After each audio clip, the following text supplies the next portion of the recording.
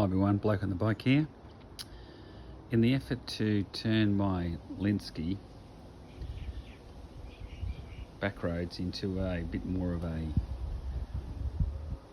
gravel bike with a bigger choice of gears, I've decided to, instead of changing the group set, buy a Wolf Tooth extender, which helps me hopefully give a wider choice of cassette for my Ultegra.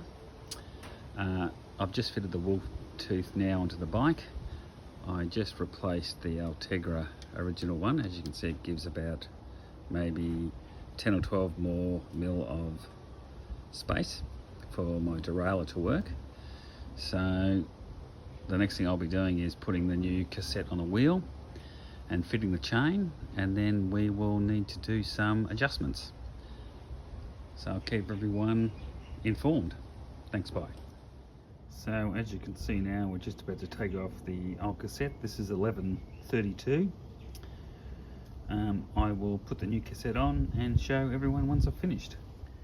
So I decided to go with a Shimano SLX XT M800 8000 cassette, 11 by 40.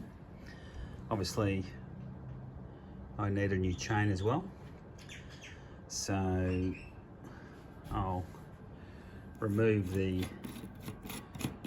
11 by 32, which I've got a couple of these now. I might end up putting them on, selling them, but I'll put the new one on and then we will check it out. Okay, so I've now got the 1132 cassette off.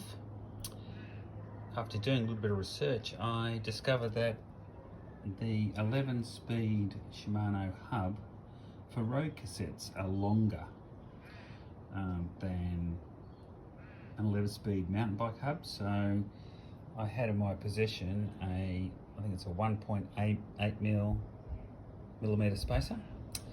So now I'm going to pop that on, and then I'll be able to fit the cassette. Here we go. I don't know whether you guys can see here, but I've fitted on the first section of the 1140 cassette, and as you can see, the spacers there sitting nicely on the bottom of the free hub, with the mountain bike cassette nicely sitting on there. So that was a lucky find for me, and everything's nice and smooth at the moment. So there you go, we've got the 1140 on there. Looks pretty great in the wheel. I've just done it finger tight, but as it said, locked to 40 Newton meters. Now for those people who don't have a torque wrench, I do have torque wrenches, a torque wrench for lower tightening, not for that level. So as an old mechanic said to me that you should tighten it so it's not quite VFT, which is a technical term for very fucking tight. Remembering that you will have to take it off, so a bit of a judgment call on how we tighten it up. Anyway, here we go. All right, now we've got the wheel on. Obviously the chain taken off, we'll need a new chain, which I've got as well. And now you can see the wheel sitting nicely with the Wolf Tooth extender. I haven't done any adjustment to the rear derailleur, but as you can see, there's quite a lot of space in the clearance there from the B-screw. So I'll probably fit the chain on and then do some adjustment to the B-screw and see how the indexing works. So stand by. Going back to the adjustment at the moment, as you can see here, might be a bit hard to see with the phone, I'm going to have to adjust the lower indexing because it's running inside the cassette, and that would be because the original cassette was a road cassette, and I put that 1.8 mil spacer in, so we'll do a little bit of adjustment of that before I put the chain on as well. Okay, So I fitted it on.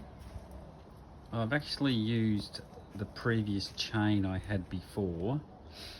I'm in a bit of a quandary here because on